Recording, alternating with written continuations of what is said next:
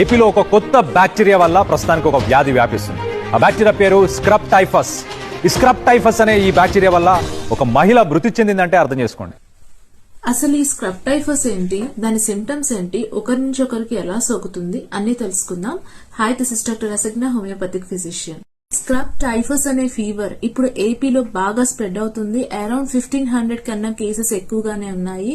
అయితే ఎక్కువగా చిత్తూరు, కాకినాడ, వైజాగ్ డిస్ట్రిక్ట్స్ లో ఎక్కువగా ఉంది. వీళ్ళు చాలా జాగ్రత్తగా ఉండాలి, ఎందుకంటే ఇది స్ప్రెడ్ అయ్యే అవకాశం కూడా ఉంది. Because it is contagious. అయితే ఇది దేని వల్ల వస్తుంది అంటే ఒక బ్యాక్టీరియా వల్ల వస్తుంది. దాని పేరు ఓరియంషియా సుసుగాముషి. ఇది మన బాడీలోకి ఎలా ఎంటర్ అవుతుంది అంటే ఒక చిన్న పురుగు వల్ల, అంటే నల్లి లాంటి పురుగు, టిక్ వల్ల ఎంటర్ అవుతుంది. ఈ పురుగుకి ఆల్రెడీ బ్యాక్టీరియా ఉండడం వల్ల ఇది కుట్టిన చోట మనకు ఒక బ్లాక్ స్పాట్ అనేది ఫామ్ అయిపోతుంది, నల్ల మచ్చ ఫామ్ అవుతుంది. ఇది అప్పుడు బ్యాక్టీరియా లోపలికి ఎంటర్ అవుతుంది. ఎంటర్ అయిన 5 to 7 days కి మీకు సిమ్టమ్స్ అనేవి బయటపడతాయి.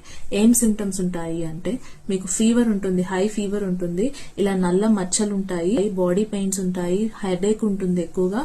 సో ఇలాంటి సిమ్టమ్స్ రాగానే చలికాలం కదా, కామనే కదా అనుకోవద్దు. ఫస్ట్ మీరు డాక్టర్ దగ్గరికి వెళ్ళాలి అని గుర్తుపెట్టుకోండి. ఎందుకంటే సింటమ్స్ రాగానే డాక్టర్ దగ్గరికి వెళ్ళకపోతే ఇంకొక వారం ఆగితే ఏమవుతుంది, ఈ బ్యాక్టీరియా అన్ని ఆర్గాన్స్ ని ఎఫెక్ట్ చేస్తుంది. మల్టీ ఆర్గాన్ డిస్ఫంక్షన్ అంటాము.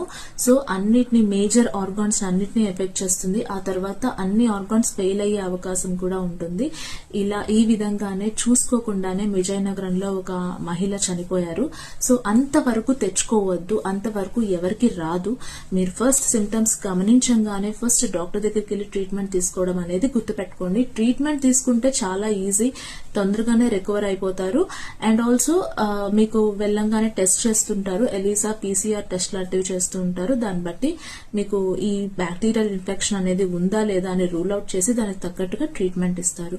బట్ దీన్ని మాత్రం నెగ్లెక్ట్ చేయొద్దు. ఇది అందరికీ చేరేలా చూడండి. Thank you. షేర్ చేయండి.